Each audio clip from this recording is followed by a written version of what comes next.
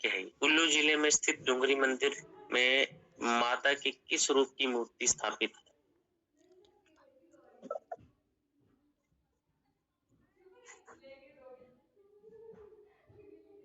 दुर्गा, हिडिंबा, काली, लक्ष्मी। हिडिंबा। ये जो है मई मंथ में डुंगरी मेला भी लगता है, तो हिडिंबा ये आंसर सामने दिखता है। चलिए नेक्स्ट क्वेश्चन था, who started Khalsa coin from the Lohgarh fort? ठीक है, अब लोहगढ़ किला कहाँ है? पहले तो ये बताइएगा, ये सुना होगा आपने लोहगढ़ किला। निम्न में से किसने किला लोहगढ़ से खालसा सिक्का चलाया? लो सुना है आपने लोहगढ़?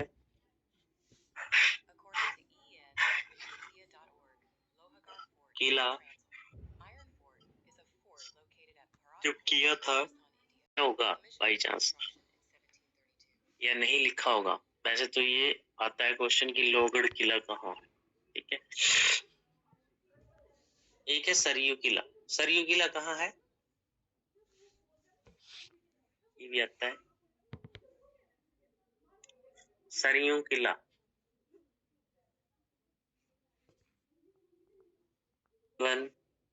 ठीक है, कौन सी धार में बताया था मैंने सरयू किला? नौरंगढ़ किला, सरयू किला, 7 धारों में बताया था ना। 7 धारें हैं बिलासपुर में, कौन सी धार में बताया था? छातीपुर किला, जंजियार धार में।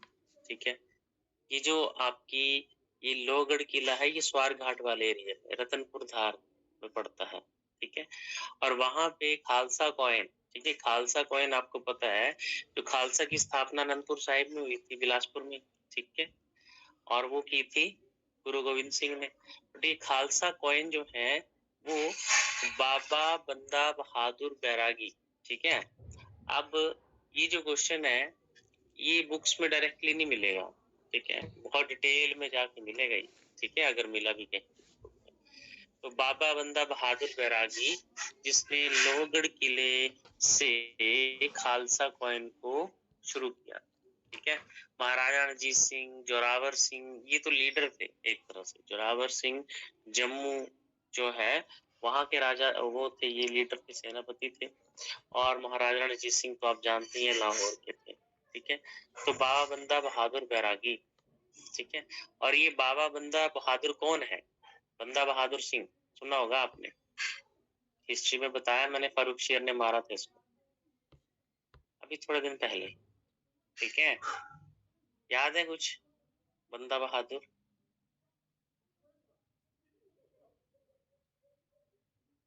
वो है ही, क्योंकि गुरु गोविंद सिंह के द्वारा खालसा पंथ की स्थापना हुई थी 13 अप्रैल 1699, और उसको जो है वो फिर आगे उन्होंने बंदा बहादुर जी को 1708 में गुरु गोविंद सिंह की मृत्यु हो गई थी, हत्या की गई थी खान के द्वारा उनकी नांदेड़ महाराष्ट्र में। उसके बाद जो है वो बाबा बंदा बहादुर, मैंने बोला था ये सिख नहीं था मगर ये फॉलोअर था, है ना, उनका शिष्य बना था ये गुरु गोविंद सिंह का, इसलिए उन्होंने आगे सिख धर्म को बचाने और उसकी परंपरा को आगे बढ़ाने के लिए एक प्रॉमिस किया था। ठीक है, वादा किया था। हाँ जी, याद आ रही कुछ चीज? ऐसे भी क्वेश्चन निकलते हैं अगर आप कनेक्ट करेंगे। हाँ, ये चीज जरूर है कि बैरागी लिखा हुआ है यहाँ पे, तो थोड़ा सा आपको डाउट लग रहा हो। चलिए, आउट ऑफ कंटेक्स्ट है बट उसको निकालना भी हमें आना चाहिए। लोहगढ़ फोर्ट कहाँ है बताना चाहिए आपको। चलिए नेक्स्ट तो पता होगा आपको कि 1903 में नालदेहरा गोल्फ मैदान का निर्माण किसने करवाया? Lord Curzon. लॉर्ड कर्जन ने करवाया। लॉर्ड कर्जन तो ऑप्शन में है नहीं, तो आंसर क्या होगा? डी। None of this. ठीक है, क्योंकि देखिए आप श्योर हैं 1903 में कौन था? ठीक है, और वो आपको पता है कि हिमाचल में सबसे पहले 9 होल गोल्फ कोर्स इसने बनाया था नालदेहरा में, जिसकी ब्यूटी को एडमायर करते हुए उसने अपने बेटी का नाम भी नालदेहरा रख दिया, ठीक है। और 1903 में ही इन्होंने शिमला कालका रेलवे लाइन का उद्घाटन भी किया, ठीक है। ये सारी डिटेल में अभी पढ़ा है थोड़ा टाइम पहले, ठीक है। तो नन ऑफ दीज होगा इसका आंसर, क्योंकि लॉर्ड कर्जन है नहीं ऑप्शन। नेक्स्ट कौन है? नेक्स्ट क्वेश्चन भी कुछ ऐसा ही दिख रहा है हमें कि वाइसरीगल लॉज भवन शिमला का प्रारूप किसने बनाया था? Who designed the Viceregal Lodge building in Shimla? Direct question. Henry Irwin. अगर यहाँ पे जे बॉयलू, डीजे बॉयलू लिखा होता तो क्या होता आंसर? तब भी यही होना था, क्योंकि जे बॉयलू जो है उन्होंने तो क्या बनाया था, मैंने आपको पूरी डिटेल बताई थी उसकी। जे बॉयलू ने तो ऑब्जर्वेटरी बिल्डिंग बनाई थी, ऑब्जर्वेटरी हाउस बनाया था ऑब्जर्वेटरी हिल्स पे। उसको बाद में रीडिजाइन करके रेनोवेट किया गया था हेनरी इरविन के द्वारा। आइडिया किसका था वाइसरीगल लॉज बनाने का? कौन था वो वाइसराय जिसका आइडिया था?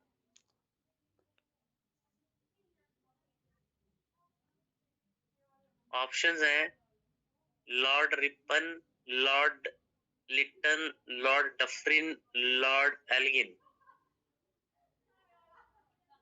Whose idea was to redesign the observatory house? Lord Liton.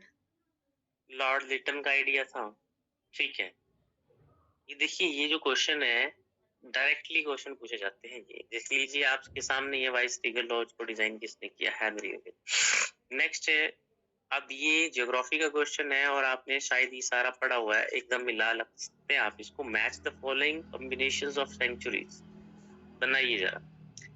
रूपी भाभा सेंचुरी कहाँ कनेक्ट होगा? Tundah sanctuary, Kanawar sanctuary, Shilli sanctuary और none of this. Sorry, options हैं तो।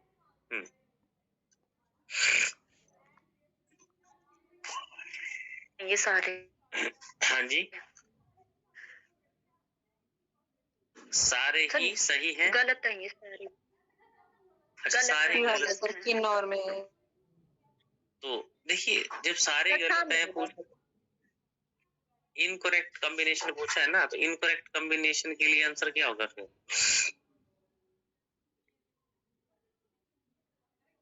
All of these. All of these ही होगा ना, क्योंकि सारे इनकरेक्ट हैं, पहला भी, दूसरा भी, तीसरा भी, चौथा भी। अब बताइए कि रूपी भाभा सेंचुरी कहाँ है? सिरमौर तो नहीं है। सर, किन्नौर में। किन्नौर। टुंडा सेंचुरी सोदन में नहीं है तो कहाँ है? चंबा में। चंबा में। कनावर सेंचुरी किन्नौर में नहीं है तो कहाँ है? कुल्लू में सर। कनावर, खोखन, ठीक है। शिल्ली सेंचुरी शिमला में नहीं है। तो सारे ही गलत हैं, इसलिए ऑल ऑफ दीज होगा, क्योंकि इनकरेक्ट पूछा हुआ है। अगर इन्होंने करेक्ट कॉम्बिनेशन पूछा होता तो नन ऑफ दीज होता। इनकरेक्ट कॉम्बिनेशन पूछा है तो ऑल ऑफ दीज, ठीक है। नेक्स्ट क्वेश्चन है कि who conferred upon the title Bulbule Pahad to Baba Kanshiram? Baba Kanshiram को बुलबुलई पहाड़ की उपाधि किसने दी? सरोजिनी नायडू। सरोजिनी नायडू ने दिया था ये, ठीक है। बुलबुलई पहाड़ या फिर पहाड़ा दी बुलबुल भी बोलते हैं, ठीक है। ये सरोजिनी नायडू ने दिया था, ठीक है। क्यों दिया था? क्योंकि ये बहुत अच्छा गाते भी थे, ठीक है। आजादी से काले कपड़े पहनने क्या जो मतलब किया था इन्होंने, एक प्रण लिया था, उसके साथ साथ ये गाते भी अच्छा थे। और इनकी निर्मम पिटाई हुई थी, है ना। ताल के पास एक सभा हुई थी, उसमें तो जवाहरलाल नेहरू ने भी इनको एक टाइटल दिया था। क्या ना टाइटल दिया था कांशीराम को? पहाड़ी गांधी। वो नेहरू पहाड़ी गांधी का टाइटल दिया। पहाड़ी गांधी, ठीक है।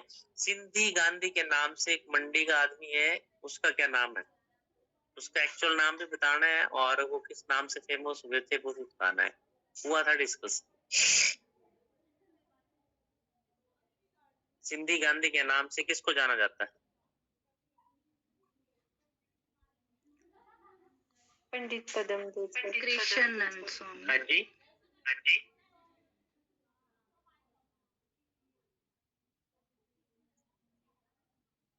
स्वामी करके था ना कोई स्वामी? कृष्णानंद स्वामी। हाँ, स्वामी कृष्णानंद। ठीक है। देखिए एक मंडी का स्वामी पूर्णानंद भी है, ठीक है, बट वो अलग है, वो नहीं आएगा। हाँ, Swami Krishnanand is the right answer. Swami Krishnanand जो है वो सिंधी गांधी के नाम से जाना जाता है। उनका असली नाम था हरदेव, ये बताया था मैंने शायद। ठीक है, हरदेव। हाँ, चलिए नेक्स्ट क्वेश्चन है।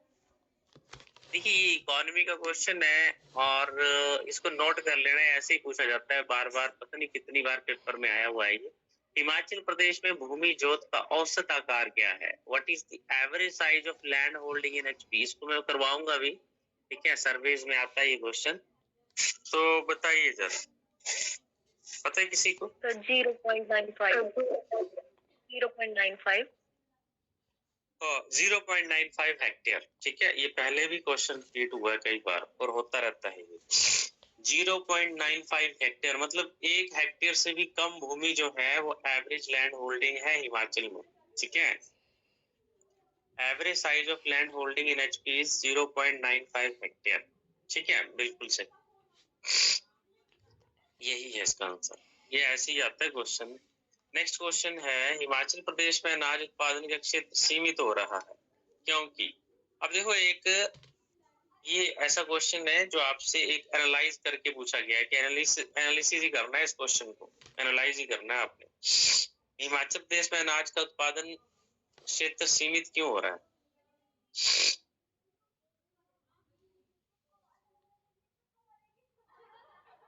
Shift towards commercial crops, increase in government jobs, industrialisation of the agriculture land, या फिर नन ऑफ द अबव?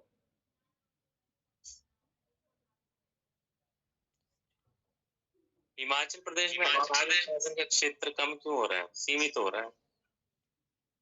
क्या लगता है आपको इनमें से? गवर्नमेंट जॉब्स में बढ़ोतरी हुई है? Commercial crops. हाँ जी सर ए ऑप्शन। देखिए इंक्रीज इन गवर्नमेंट जॉब्स, क्या गवर्नमेंट जॉब्स नहीं बढ़ी है पिछले 5-6 सालों से? नहीं सर, एक भी नहीं बढ़ी। अच्छा, तो इंक्रीज इन गवर्नमेंट जॉब्स तो बिल्कुल नहीं होगा। ठीक है, और industrialization of the agriculture land, जो मतलब एग्रीकल्चर लैंड थी वहां पे इंडस्ट्रियलाइजेशन हुआ। देखो इंडस्ट्रियलाइजेशन होता तो प्राइवेट सेक्टर में जॉब्स बढ़ती, वो भी नहीं है। ठीक है, हिमाचल में इंडस्ट्रियलाइजेशन ना के बराबर ही है। ठीक है बहुत कम इलाकों में है, जैसे ऊना में है, शिमला में है, सॉरी शिमला में नहीं सोलन में है। ठीक है, कुछ ही 2-3 डिस्ट्रिक्ट्स में ही है वो, बाकी इंडस्ट्रियलाइजेशन तो कहाँ है, नाम का ही है। ठीक है तो सीधी सी बात है यहाँ पे शिफ्ट टुवर्ड्स कमर्शियल क्रॉप्स। अब ये क्या है, क्योंकि देखिए कमर्शियल क्रॉप्स की तरफ जो है वो बंदे जा रहे हैं, क्योंकि शॉर्ट टर्म में आपको पैसा कमाना है तो आपको अनाज जो है वो कम करना पड़ेगा, अनाज की फसलों में कटौती करनी पड़ेगी। ठीक है, उसमें आपको सब्जियां लगाने पड़ेंगी, कुछ और चीजें होती हैं, जैसे आप कैश क्रॉप्स होती हैं जो हमारी कमर्शियल क्रॉप्स ऐसी होती हैं जो आप उसको तुरंत बेच रहे हैं। ठीक है, उनको खासकर सब्जियां उगाई जा रही हैं, तो ज्यादातर लोगों ने पॉली हाउस, वो पॉली क्या बोलते हैं उसको, वो बना लिए हैं ताकि इजिली बगीचे वगैरह तैयार कर लिए हैं ताकि फलों को बेचा जा सके, तो पैसे बनाने के लिए। बट एक्चुअल में जो हमारी पोटेंशियल है, जो चावल खेती है, चावल की या फिर गेहूं की या मक्का की, वो कम हो गई है। उसमें मेहनत भी लगती है बहुत ज्यादा, चावल की खेती के लिए, मक्की की खेती के लिए। ठीक है, अगर आप गेहूं को छोड़ें तो इन दोनों में काफी मेहनत है, पानी भी है। ठीक है, पानी भी चाहिए, तो इसलिए इनको कम किया जा रहा है due to shift towards commercial crops.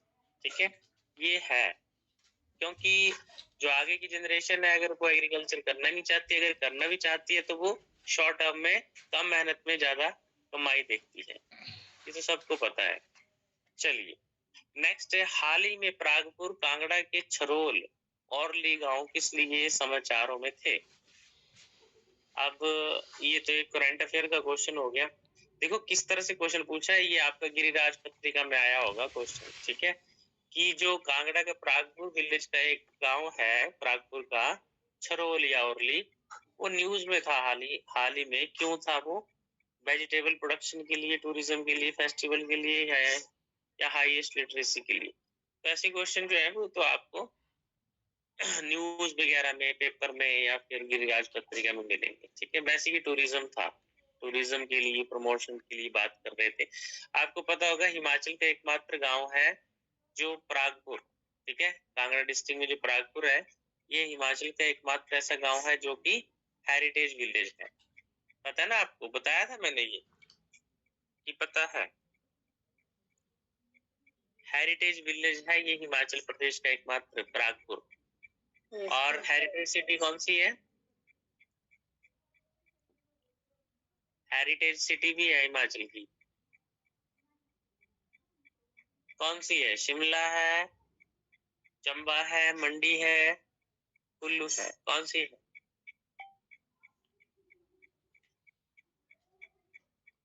देखिए हेरिटेज सिटी मंडी है और हेरिटेज विलेज प्रागपुर कांगड़ा है, ठीक है। ये प्रागपुर जो है कि 1997 में इसको स्टेटस दिया गया था हेरिटेज विलेज को, 1997, 1997। और जो मंडी है इसको हेरिटेज सिटी का नाम टाइटल मिला था आई थिंक 2005 में, ठीक है, 2005 में। एग्जैक्टली तो याद नहीं मुझे, हाँ 2005 के आसपास ही है, 2005 हो सकता है। चलिए, तो ये भी पता होना चाहिए। Next question, the book polyandry in Himalayas was written by, ये किसने लिखी है book polyandry in Himalayas? Doctor YS Parmar ने लिखी। अच्छा, एक बुक ऐसी भी और भी है हिमालयन पॉलिएंड्री, वो किसकी है?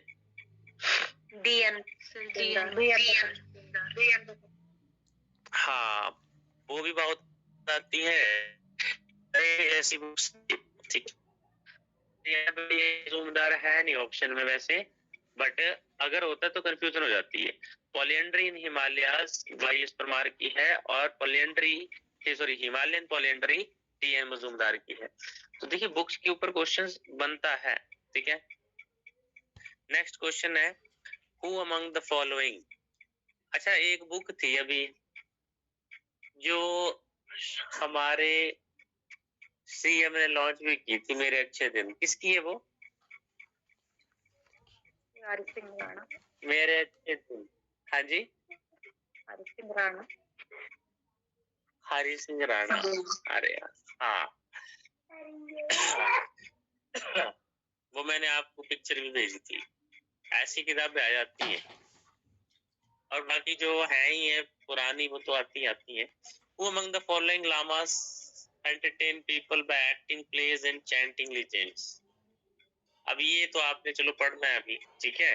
ये जो लामा, ये किन्नौर और आपका लाहौल स्पीति की जो कल्चर है, arts and culture and tourism, और जो भी इनकी रिचुअल्स हैं वो सारे अभी पढ़ने हैं, ठीक है। तो ये तो मेरे को भी याद नहीं है वैसे चैंटिंग लेजेंड्स कौन से हैं ये, ठीक है। ये पढ़ना पड़ेगा दोबारा से, क्योंकि भूल जाते हैं नाम ही बहुत उल्टे। ये इकोनॉमिक सर्वे का क्वेश्चन है।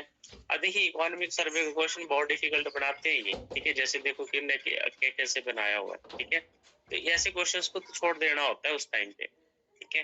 ये क्वेश्चन करने भी नहीं होते हैं, ना ज्यादा पढ़ने होते हैं, इतना डाटा कोई नहीं याद रखता और ना ही रख सकता है, ठीक है। चलिए नेक्स्ट क्वेश्चन है, ये सर्वत्र जो एक गतिमान multispan mobile system is designed and developed by, किसने डिजाइन किया है? पता नहीं, सर्वत्र। ये भी एक तरह से करंट का क्वेश्चन है, ठीक है। सर्वत्र आया होगा न्यूज में ये, ठीक है। वैसे कोचिन शिपयार्ड लिमिटेड ये था इसका आंसर मेरे हिसाब से। चलो ये तो न्यूज़पेपर वगैरह में जब आती है चीजें तभी बता सकते हैं। नेक्स्ट क्वेश्चन है, time will tell is related to Shimla on account of what of the following. Time will tell जो है वो किस से संबंधित और शिमला में इसका क्या संबंध है? First play put on The Getty Theatre. B. A first play put on the Getty Theatre. B option. Yes, sir. Okay, time will tell. सबको पता है आपको कि जो शिमला में गेटी थिएटर है वहां पे पहला नाटक जो है वो चलाया गया था। ठीक है, अब ऐसा तो कुछ और तो कोई नहीं है यहाँ पे। B option is the right answer. ठीक है, डायरेक्ट बस घुमा फिरा के पूछा हुआ है, वैसे कुछ भी नहीं है, डायरेक्ट क्वेश्चन है ये। In the year 1930, Edward Dyer set up the first brewery in HP to produce beer at 1930 में, सन 1930 में अंग्रेज एडवर्ड डायर ने भारत में निम्न में से किस स्थान पर बियर बनाने की प्रथम भट्टी, ठीक है, ब्रूअरी भट्टी स्थापित की? Solan.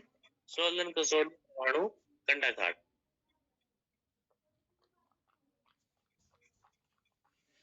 डिस्ट्रिक्ट सोलन की बात हो रही है ये, और सोलन, कसौली, परमाणु, कंडाघाट, यहाँ पे एडवर्ड डायर ने 1930 में एक शराब की भट्टी, शराब की सॉरी बियर की भट्टी बनाई। सुना है किसी ने ये क्वेश्चन?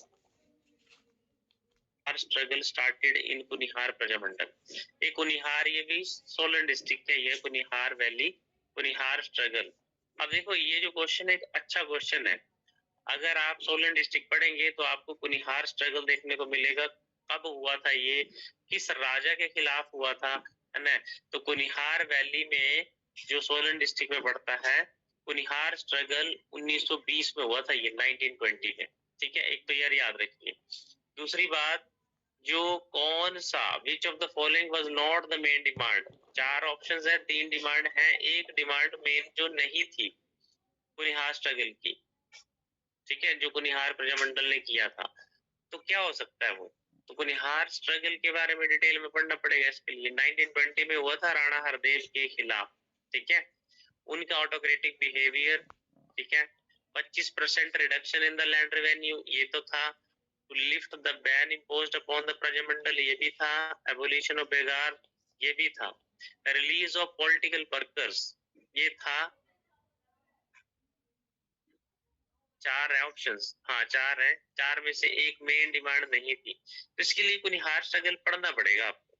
ठीक है, देखो कुनिहार स्ट्रगल मैंने बताया कौन से राजा के खिलाफ हुआ था, ये सोलन डिस्ट्रिक्ट में आएगा, 1920 में हुआ था, डायरेक्ट क्वेश्चन आता है ऐसा। ठीक है, कौन सा राजा था? राणा हरदेव, उनके खिलाफ हुआ। उनका autocratic behaviour, 25% reduction land revenue, उसकी डिमांड भी थी। ठीक है, और एवोल्यूशन ऑफ बेगार, बेगार प्रथा को खत्म करने की डिमांड भी थी। ठीक है, रिलीज ऑफ पॉलिटिकल वर्कर्स नहीं था इसमें वैसे। ठीक है, पर चलो इसको डिटेल में देखेंगे तब आइडिया लगेगा आपको। ठीक है, तो पूरा तो पढ़ना पड़ेगा इसको, है ये सोलन डिस्ट्रिक्ट के दोनों क्वेश्चन।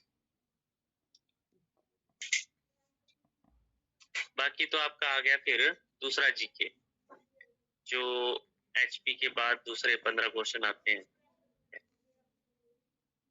वो वाले क्वेश्चन है। ये ज्योग्राफी का क्वेश्चन है कि in coastal areas during the night wind blows from land to sea because of, ये कंसेप्चुअल क्वेश्चन है। ठीक है, और ज्यादा टफ है नहीं वैसे, अंडरस्टैंडिंग के ऊपर है। चलिए नेक्स्ट क्वेश्चन बताइए आप। From the point of view, from the point of view of commerce the busiest ocean of the world is, कौन सा है ये तो पढ़ा है आपने direct. Atlantic Ocean. Atlantic ocean, ठीक है, अटलांटिक ओशन बिजिएस्ट ओशन है। ट्रेड वाइज क्यों है? क्योंकि यूरोप और नॉर्थ अमेरिका के बीच में लाई करता है। ठीक है, कनेक्टिविटी इसकी जो है वो दो डेवलप्ड कंट्रीज के जो कॉन्टिनेंट है वो इनको जोड़ता है, इसलिए Atlantic ocean is the busiest ocean. ठीक है, बिल्कुल सही। Indian ocean, Pacific ocean, Arctic ocean, सारे ऑप्शंस में पैसिफिक ओशन सबसे बड़ा और सबसे गहरा। ठीक है, इनकी शेप्स भी बताई हुई है मैंने। ठीक है, busiest Atlantic ocean. Next, Approximately how much time does Mars complete one spin on its axis? मंगल ग्रह को अपनी धुरी पर एक परिक्रमा लगाने में लगभग कितना समय लगता है? ये आपने जब शुरुआत में ज्योग्राफी पढ़ी थी तो बताया था मैंने, वैसे आपको याद है किसी को? 1 day. हाँ जी, 1 डे मतलब 24 hours. देखिए अर्थ के सबसे जो अर्थ के जैसे अर्थ 24 घंटे लेती है अपनी एक रोटेशन कंप्लीट करने में, वैसे ही सबसे क्लोज जो है वो मार्स ही लेता है, ठीक है। वैसे ये 25 घंटे के आसपास है ये, मगर अप्रोक्सीमेटली लिखा हुआ है इन्होंने ना, तो इसलिए 1 डे। क्लियर है? तो बिल्कुल सही, और वो ही क्वेश्चन है ये जैसे पढ़ा ही आपने। चलिए नेक्स्ट क्वेश्चन है एक पॉलिटी का है, संविधान की कौन सी धारा राज्य को कार्य का अधिकार देने के लिए निर्देशित करती है? Right to work. Which article of the Constitution of India directs the state to make effective provision for securing the right to work? ये मैंने बताया भी हुआ। 41. Article 41. आर्टिकल 41, ठीक है। हाँ, और मैंने उस टाइम पे शायद बताया था, तो मैंने बोला था कि ये हमारे सीएम को पता होना चाहिए कि आर्टिकल 41 जो है उनकी ड्यूटी है ये, ठीक है। उनकी ड्यूटी है, डीपीएसपी में आता है ये, और ये उनका एक सोशल ड्यूटी है कि वो अपनी ड्यूटी को निभाएं, ठीक है। ऐसा 41 में ये लिखा गया है कि जो राइट टू वर्क है वो हमारा एक अधिकार है काम करने का, ठीक है। और उसके लिए प्रोविजन जो है वो सरकार को टाइम टू टाइम बनाने चाहिए, है ना, अपॉर्चुनिटीज देनी चाहिए। हाँ 41 ठीक है, बिल्कुल exactly right to work 41। Next है शिवाजी के धार्मिक गुरु कौन थे? अभी पढ़ा आपने, Ramdas. Tukaram Ramdas. The religious, yes, spiritual guru of Shivaji was Ramdas, whereas contemporary to Shivaji was Tukaram.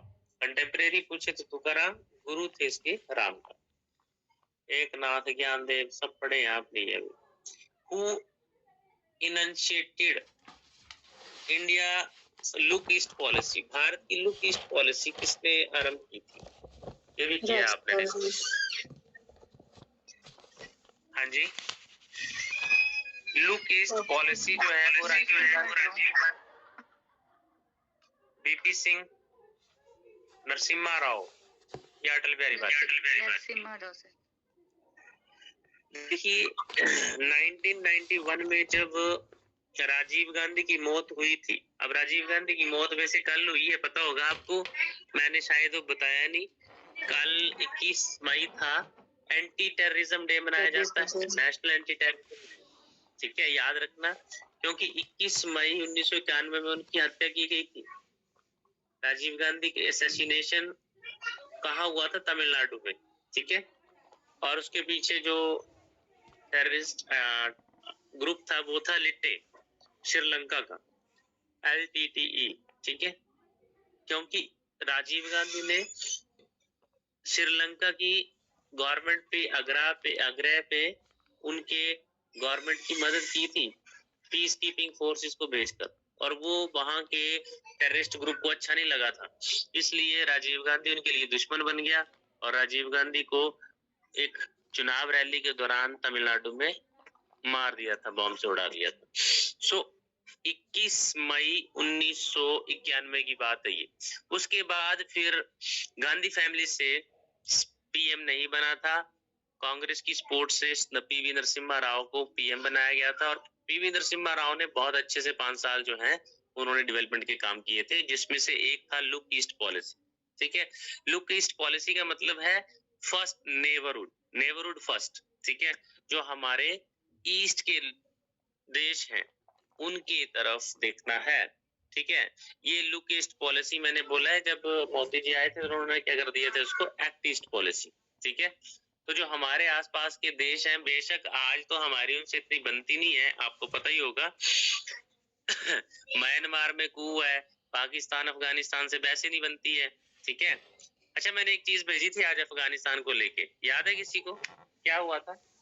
पढ़ा किसी?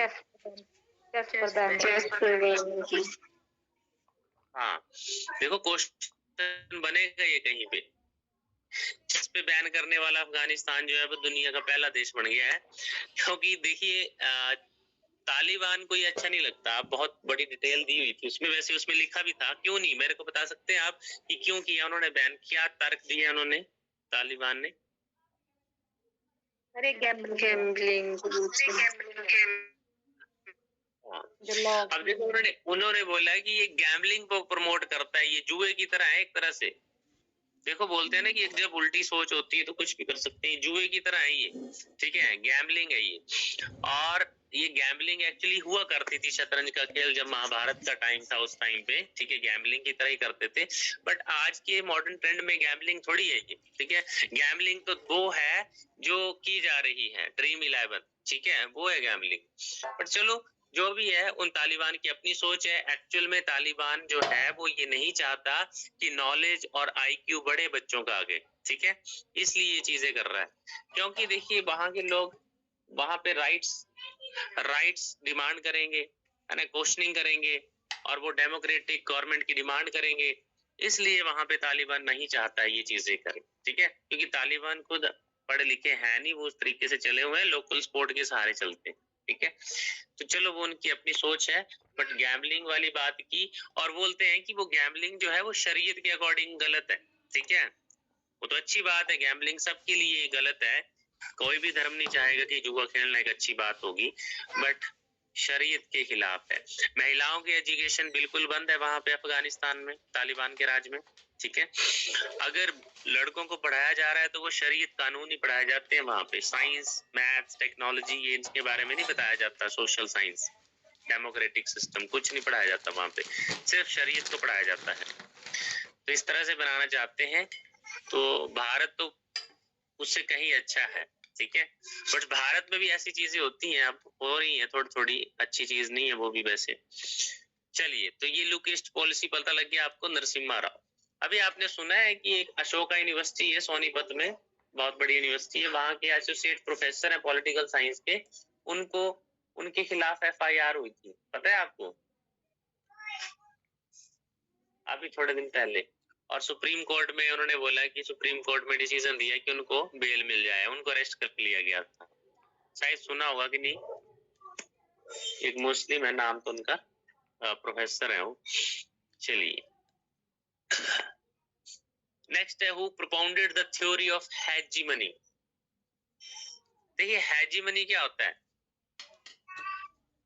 नायकत्व। नायकत्व मतलब हेजीमनी होता है आधिपत्य, ठीक है, हिंदी में एक्चुअली बोले तो आधिपत्य, नायकतावाद, ठीक है, हीरोपंती। बताइए, who propounded the theory of hegemony, पता है किसी को? ये ऐसे क्वेश्चन आपको ना तो पढ़ते हैं हम, ना तो हमें ज्यादा आइडिया होता है, जब पढ़ेंगे तो आइडिया रहेगा कि कहीं। अब देखना पड़ेगा हेजीमनी की थ्योरी किसने दी थी, ठीक है। हेजीमनी होता है आधिपत्य, नायकतावाद।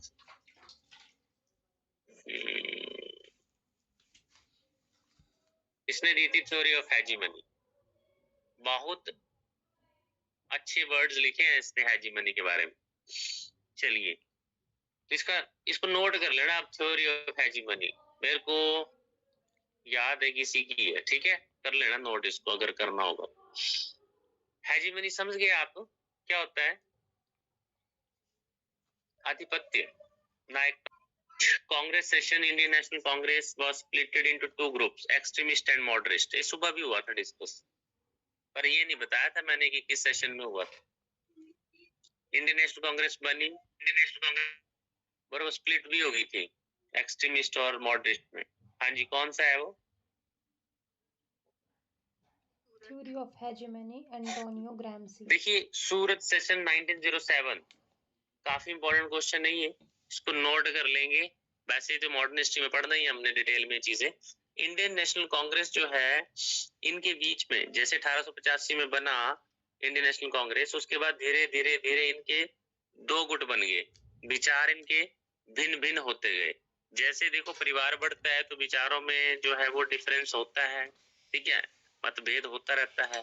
तो वैसे यहाँ पे हुआ, कुछ एक्सट्रीमिस्ट बन गए, कुछ मॉडरेट बन गए, ठीक है। मतलब गरम दल और नरम दल सुना होगा आपने, ठीक है। तो सूरत सेशन में 1907 में हुए थे अलग, फिर से ये रीयूनाइट भी हो गए थे, फिर से इकट्ठे भी हो गए थे 1916 में, ठीक है। लखनऊ सेशन 1916 में ये फिर से इकट्ठे हो गई थी इंडियन नेशनल कांग्रेस। चलिए नेक्स्ट क्वेश्चन है, ये भी आपका मॉडर्न हिस्ट्री का क्वेश्चन है। ये बोल रहा है कि निम्न में से सन 1857 के विद्रोह का कौन सा कारण नहीं था? नाना साहिब को मिलने वाली पेंशन बंद करना, लैप्स की नीति के जरिए झांसी का राज्य हरण, बंगाल का विभाजन, 1856 में अवध पर कब्जा करना। ऑप्शंस हैं ये सभी, इनमें से कोई नहीं, 1 2 4 और केवल 3। Not the cause of the revolt of 1857 का जो विद्रोह था वो उसमें से इन 4 में से कौन सा कारण नहीं था? हाँ जी, partition of Bengal. Partition of Bengal. Partition of Bengal तो बहुत बाद में हुआ था, ठीक है, 1905 में हुआ।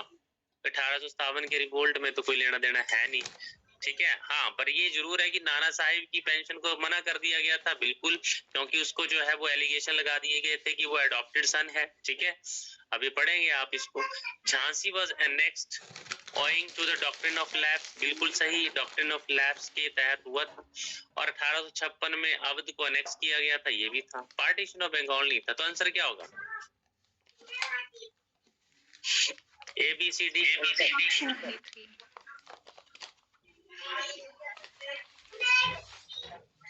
हाँ जी, डी ऑप्शन। आपने क्वेश्चन को पढ़ा नहीं ढंग से और डी ऑप्शन कर दिया।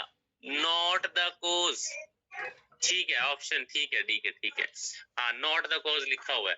अगर यहाँ पे लिखा होता कि कॉज तो 1 2 3 होना था, तब सी होना था। हाँ, नॉट द कॉज है तो डी ठीक है, क्योंकि तीसरा नहीं है ना, ठीक है, तो इसमें डी होना था। देखिए होता क्या है ना, कई बार नॉट और इनकरेक्ट हमें आइडिया नहीं रहता कि क्वेश्चन पूछा क्या है, तो इसको पहले ध्यान से देखना है, क्वेश्चन को करने के बाद फिर से देखना है कि क्या पूछा है इन्होंने, ठीक है। ये चीजें देखनी पड़ती है, नहीं तो मुश्किल हो जाता है, फिर पेपर में क्वेश्चन गलत हो जाते हैं करके भी, ठीक है। चलिए, बाकी और भी क्वेश्चन है इसमें, तो 3-4 क्वेश्चन और रहे, बाकी पीछे भी थे कुछ। चलिए कोई बात नहीं, करेंगे, सुबह करते हैं और डिस्कस, ठीक है जी। Okay, good night.